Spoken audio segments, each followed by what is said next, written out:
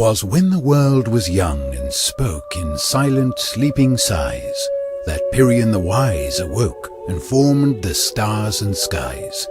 He forged the seas from tides and truth, the sands from love and light, and in the summer's shade of youth he wrought the day from night. But still 'tis said, the scriptures say, the god was struck with strife, for Pyrrhion knew not the way to start the spark of life. "What is the weight of living worth?" he thought upon his throne, "if I am bound to walk the earth and wander lost alone?" He walked the lonely frozen lands in search of something more, until he reached the blazing sands beyond the scorching shore. And there the flames of world-fire peaked that burned for ages past. He found the truth he thought to seek, the means to life at last. The embers danced beneath his hands and shifted and spiraled free, and from the burning blazing sands the phoenix came to be.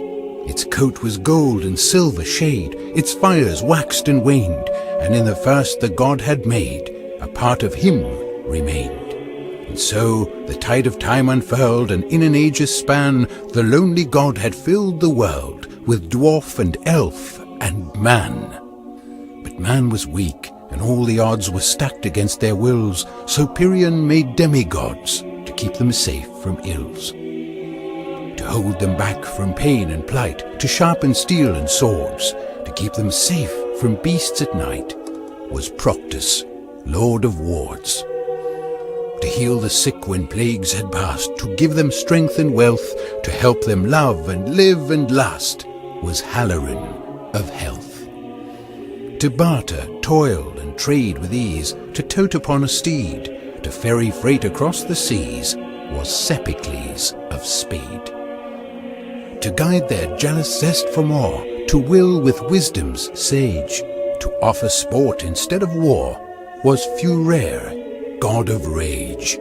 And last of all, to judge their worth and hear their final breath, to see them pass beyond the earth, was Necrus, lord of death.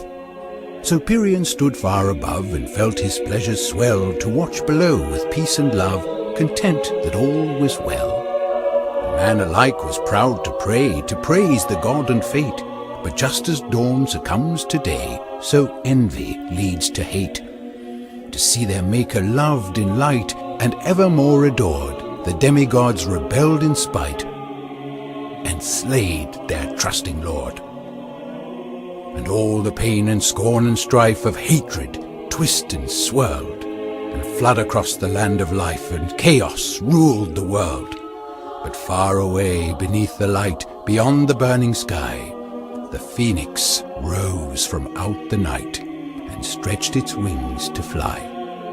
Its coat was gold and silver shade, its fires waxed and waned, and in the first the god had made, a part of him remained.